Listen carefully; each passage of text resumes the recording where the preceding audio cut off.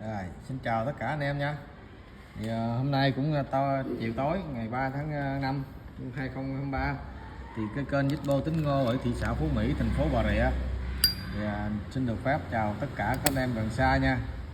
Thì hình thức giao dịch thì các anh em vẫn như cũ, chuyển khoản full là em bao ship code cọc em 100k và không bao ship nha anh em. Anh em lên Google Maps cứ search gõ Zalo Tính Ngô, nó có em có đăng ký cái Google Maps trên đó, mấy anh em cứ gõ vào và có địa chỉ, có bản đồ tới nhà luôn nha anh em. Trên đó có số điện thoại của em luôn. Rồi anh em mua hàng thì cứ việc vào hồ sơ em, vào xem hồ sơ em nha. Em có ghi số điện thoại Zalo luôn nha. Hôm nay lên cho anh em đời La Mã nha anh em. Đó, đây là một cái cây Zalo đời La Mã. Cái này phủ sơn nha anh em. Sơn rất là nhiều sơn. Đó, rất là đẹp. Chủ đề chắc là điệp viên 007 hay gì giống điệp viên 007. Cái này 12 La Mã 1996 nha anh em. Đó, 12 La Mã. Cái này rất là đẹp nha, dính dấu vân tay nè. Đó, dính dấu vân tay của em.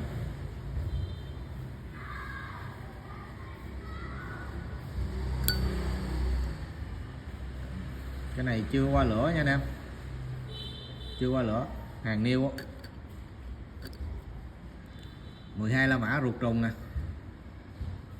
Cái này em giao lưu anh em 950k nha, 950. Đó, một cây điệp viên 007 950k một cây. Rồi, cây thứ hai lên cho anh em một cây cái này 1979 nha anh em, 1979 khắc ăn mòn và phủ sơn. Đây, chủ đề thể thao nè, trượt tuyết là gì nè.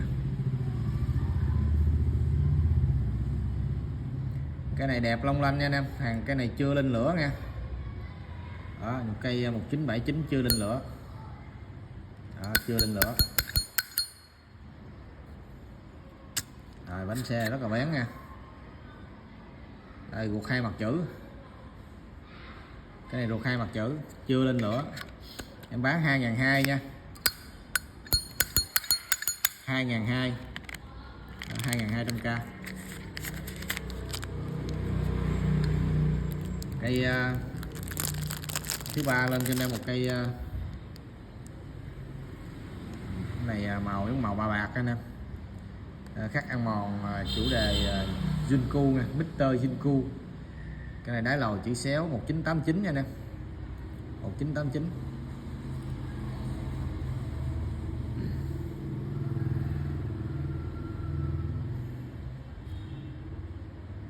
Cái này đẹp long lanh luôn anh em, niêu không tì vết nha anh em. Đó, cái này niêu không tì vết nha. Đó,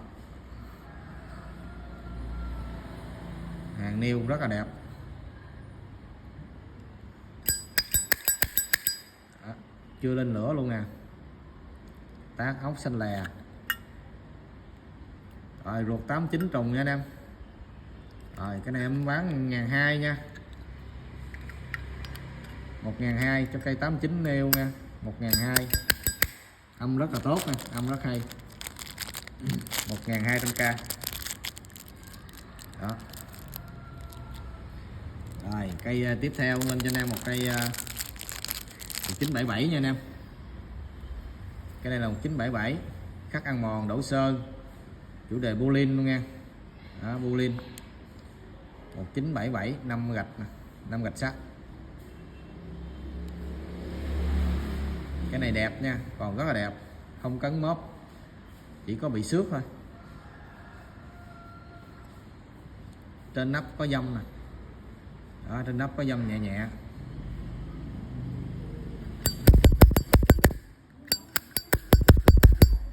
Rồi, bánh xe bén nha anh em, 977 như xài ruột hai mặt chữ nha.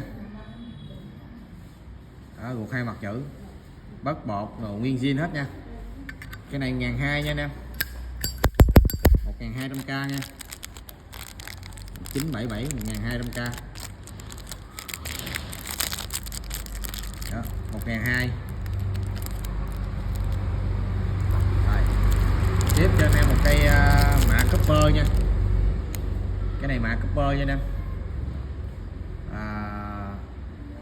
Khắc ăn mòn chủ đề Zippo nè, mạ copper,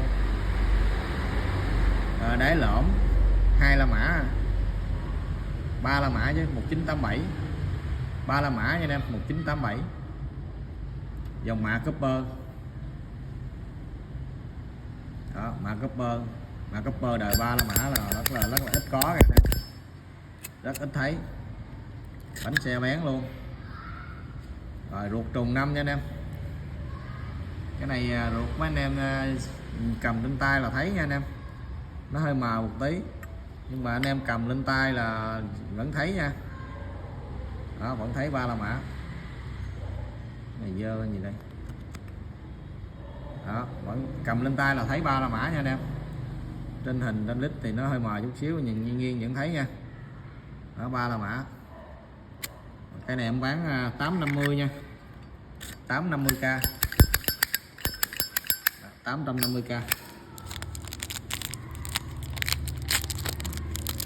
850 nha anh em. Rồi tiếp theo lên cho anh em một cây Marlboro nha. Đó, một cây Marlboro ráp Marlboro đời 94 nha anh em, 14 la mã, 10 la mã 1994, hàng đáy lõm.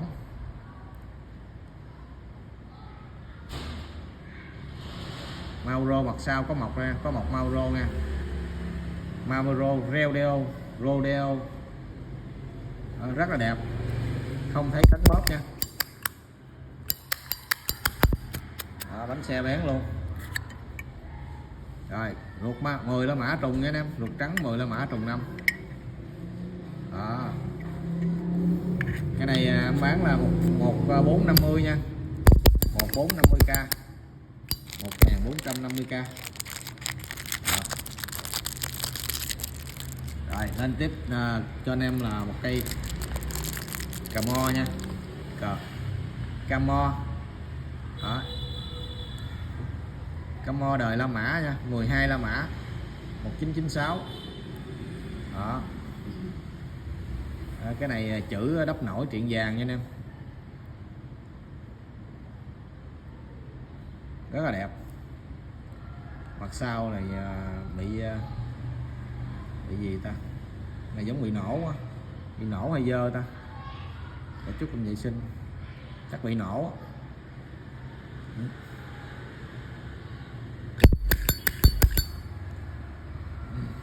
Cái này niêu chưa lên lửa nha anh em, chưa lên lửa. Rồi ruột 12 la mã trùng nè. Đó, ruột 12 la mã trùng. Cái này em bán 1.500 nha anh em, 1.500. Đó, 1.500 cho cây 12 la mã Camo new. Đó. Cuối cùng lên cho anh em một cây cũng Camo luôn, sơn Camo, chủ đề Zippo đắp nổi triện vàng. Nó chữ đắp nổi triện vàng. Cái này đời 01 nha anh em. Đó, cái này đời 01.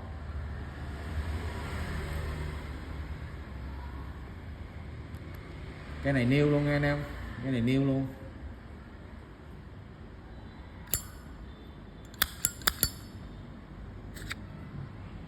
Đó.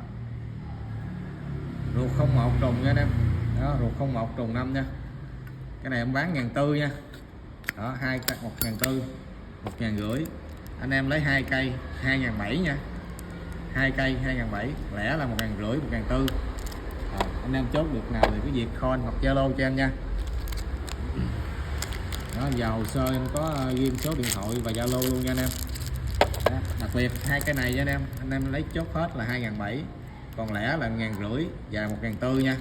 Giá này em không có bớt được nha anh em cảm thấy mà giá hợp lý vừa túi tiền thì mình cứ việc call hoặc Zalo em nha, chứ còn giá trên đây là em không có bớt nha, không bớt giá, sát giá em bán đúng giá ha. Mấy anh em khỏi có, nếu mà có trả giá thì khỏi inbox chi cho mất công tốn thời gian của em và của anh nha. Hẹn anh em clip sáng mai nha.